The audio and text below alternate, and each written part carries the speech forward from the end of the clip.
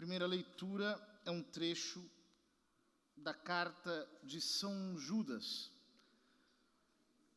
que é um dos escritos mais curtos do Novo Testamento e, ao mesmo tempo, muito profundo. Eu gosto muito da carta de São Judas, por toda a construção dela, por cada detalhe dos seus versículos. Aqui nós estamos lendo a segunda parte, que é a parte final. A liturgia não apresenta a primeira parte dessa carta, então nos deteremos no texto que temos. Versículo 17. Vós, porém, amados, lembrai-vos das palavras preditas pelos apóstolos de nosso Senhor Jesus Cristo. Aqui ele faz um salto e esse versículo se entende em função do que ele disse anteriormente. Ou seja, ele fala de impostores que se infiltraram nas fileiras da igreja para ensinarem doutrinas estranhas, para desviarem os fiéis do caminho da verdade. E ele os descreve como estrelas errantes, como árvores no fim de outono, sem folhas nem frutos, como ondas arrojadas do mar cujas espumas se desfazem num instante, como estrelas cadentes. Todos esses que transformam, segundo o que ele disse, a graça em dissolução. Ou seja, que tomam a graça de Deus e a utilizam como escusa para a sua conduta pecaminosa. Ao contrário disso, dizer: vós, porém, amados, lembrai-vos das palavras preditas pelos apóstolos de nosso Senhor Jesus Cristo, que disseram que nos últimos dias viriam homens de coração duro, etc, etc. Então, ele passa a descrever a vida espiritual com palavras muito profundas. Ele diz: edificai-vos sobre o fundamento da vossa santíssima fé, orando no Espírito Santo, de modo que vos mantenhais no amor de Deus, esperando a misericórdia de nosso Senhor Jesus Cristo para a vida eterna. Ele articula as três virtudes teologais de um jeito maravilhoso. Primeiro, edificai-vos sobre o fundamento da vossa fé santíssima, orando no Espírito. Ora, o que é fé santíssima? A fé santíssima é a fé viva, vivificada pelos dons do Espírito Santo. É a fé sobrenatural. É a fé que consiste em chegar à contemplação de Deus, em desfrutar da comunhão íntima com o Senhor na parte mais alta da nossa alma. A fé santíssima é a fé que nos santifica, que nos purifica, que nos resgata do sequestro das coisas mundanas, que nos retira do lodo das coisas sensíveis, nos erradica de tudo aquilo que é exterior. A fé santíssima é aquela que nos projeta para o sobrenatural. É a fé dos contemplativos. E o que ele está dizendo aqui é que é possível que nós nos edifiquemos sobre o fundamento da nossa fé santíssima. Nós podemos nos edificar. Alguns, inclusive, fazem uma interpretação carismática desse versículo, em consonância com o capítulo 14 da primeira carta aos Coríntios, quando São Paulo diz: aquele que ora em línguas edifica-se a si mesmo. E depois ele fala: aquele que ora em línguas, ora em mistérios, pois a Deus somente fala e ninguém o compreende. E mais adiante, orarei com a mente e orarei também com o espírito. Cantarei com a mente e cantarei também com o espírito. Na verdade, embora essa interpretação seja profundamente cabível, São Judas está falando de um tipo de oração muito mais leve e sutil. De uma oração que não usa o recurso das palavras. Nesse sentido, é uma oração inspirada, que é toda ela feita de afetos espirituais por Deus, que é como um incenso que sobe aos céus, denso e perfumoso. É a oração que se acende em nosso coração com a meditação das Escrituras e que faz com que a nossa alma seja elevada para experimentar da graça, do poder, da unção, em uma palavra, do divino. Ele está dizendo, portanto, que todos nós temos que mergulhar na oração sobrenatural. Esse é o único modo de crescer na fé, de se edificar sobre a fé. Uma oração em que nós não estamos olhando para baixo, mas para cima. Em que nós estamos olhando para Deus, adorando, em que nós estamos, por assim dizer, em comunhão íntima com Ele, a tal ponto que ele diz: edificai-vos sobre o fundamento da vossa santíssima fé e orai no Espírito Santo, de modo que vos mantenhais no amor de Deus. Depois da fé, ele fala da caridade, do ágape. Ou seja, pela fé eu descubro quem Deus é. E essa descoberta é uma descoberta ascendente. Quanto mais eu bebo fé, quanto mais a minha alma se alimenta de fé, mais eu conheço intimamente Deus, mais o meu conhecimento de Deus é vibrante, mais eu mergulho na experiência de quem realmente Ele é. E se eu o conheço, não há como não amá-lo. A fé, como diz São Paulo na carta aos Gálatas, age pela caridade, age pelo amor. A fé opera o amor em nosso coração. É por isso que os pecados contra a fé são mais graves que os pecados contra a caridade.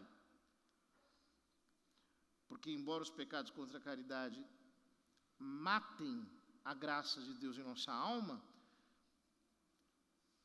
os pecados contra a fé nos separam do corpo místico de Cristo.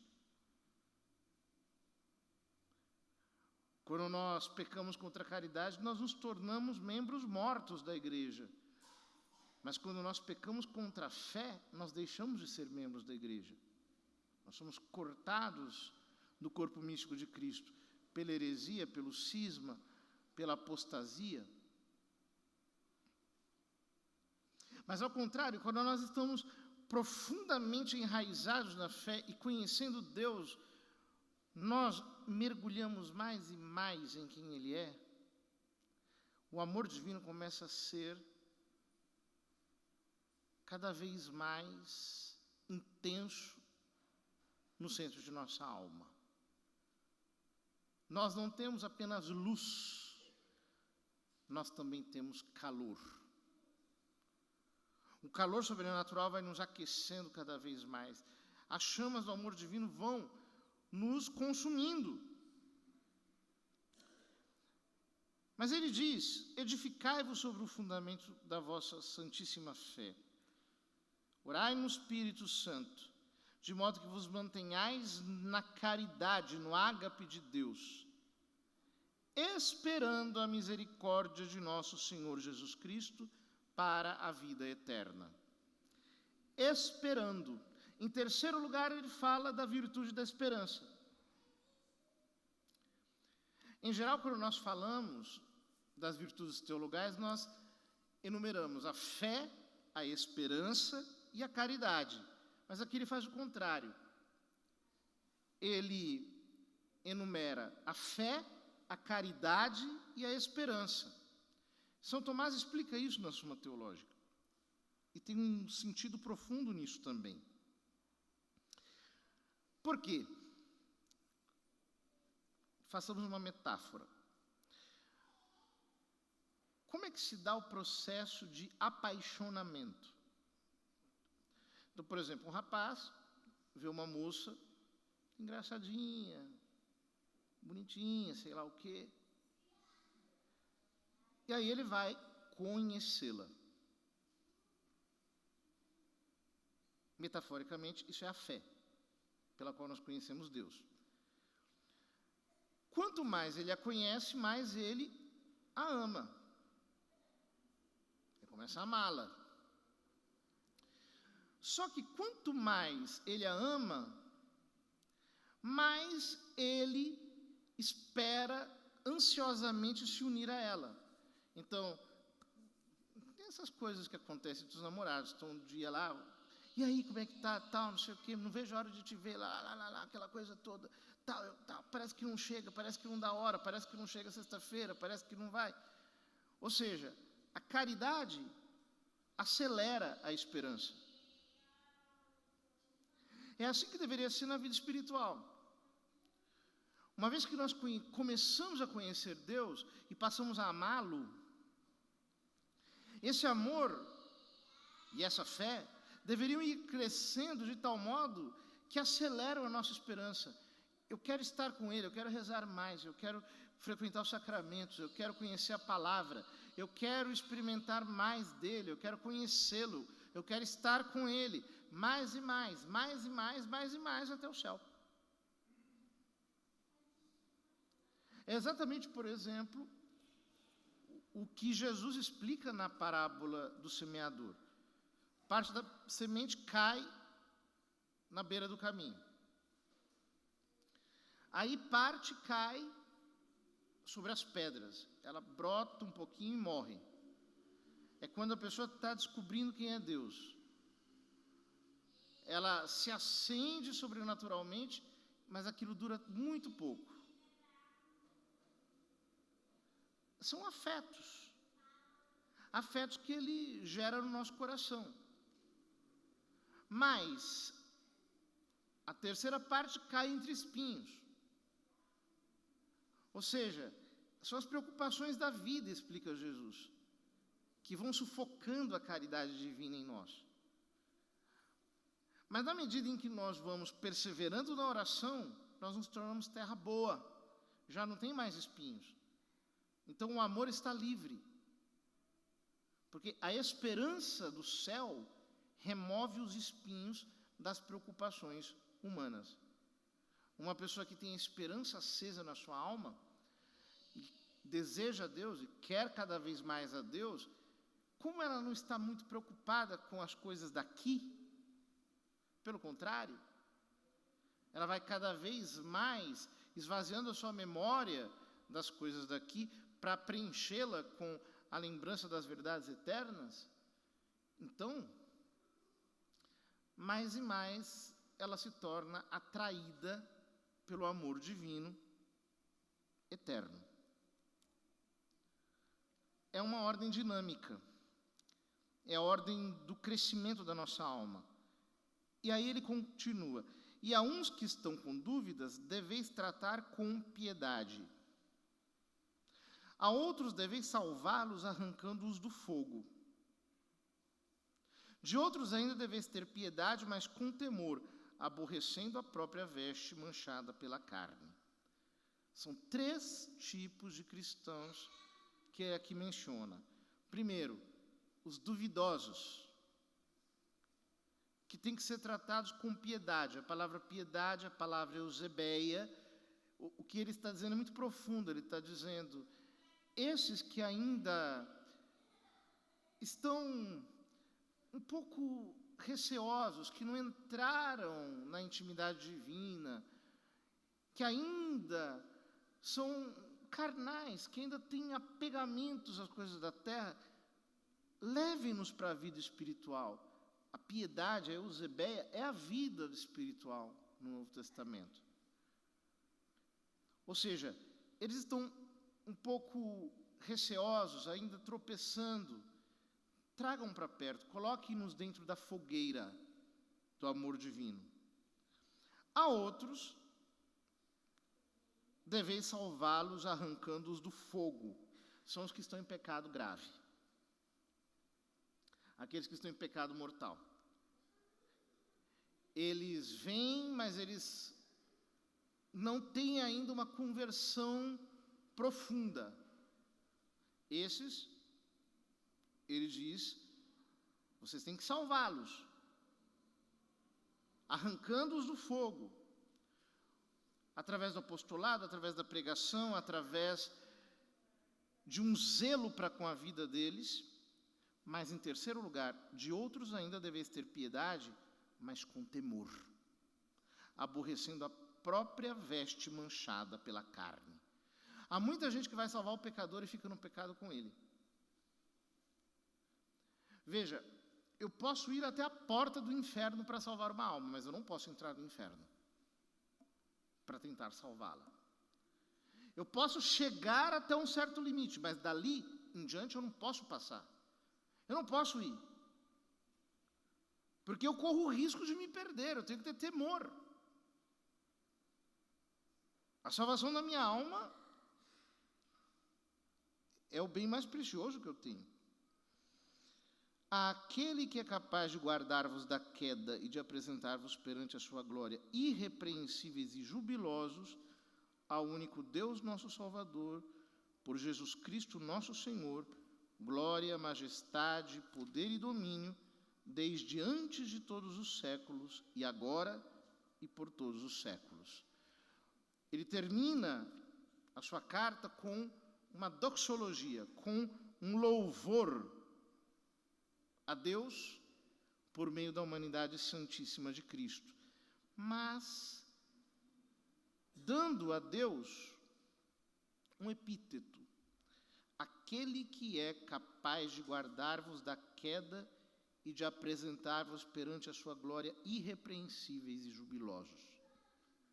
Deus é capaz de nos preservar da queda, mas Ele é capaz de nos apresentar irrepreensíveis, mas Ele é capaz de nos apresentar jubilosos. São lindos esses 3 degraus. Preservados da queda estão aqueles que estão no começo da vida espiritual e que ainda são frágeis. Irrepreensíveis, aqueles que já superaram os pecados, estão iluminados pela graça e não têm mais pecados tão pesados assim a confessarem. Mas jubilosos são aqueles que estão na contemplação, aqueles que já chegaram à união com Deus. Deus é capaz de fazer o claudicante se tornar irrepreensível e o irrepreensível se tornar jubiloso. Ele é capaz de nos levar às alturas da vida espiritual. Só Ele, na verdade, é capaz. Talvez o nosso coração esteja sobrenaturalmente um tanto apagado. Talvez a nossa alma esteja como um carvão prestes a morrer. Porque a nossa fé está fraca demais. Nós estamos pensando apenas nas coisas terrenas, nos bens transitórios. As nossas preocupações são muito imanentes. Mas Deus é capaz de soprar sobre esse carvão para as labaredas do seu espírito voltarem a queimar em nossa alma. E tudo isso começa pela meditação das Escrituras. Edificai-vos em vossa fé santíssima, orando no Espírito. Esse é o primeiro passo. Voltar à oração. A oração sobrenatural. Deixar que o meu coração seja invadido pela luz da graça, a fim de que a fé possa se reacender em mim e eu possa redescobrir a realidade da graça divina que atua no coração de todo aquele que crê.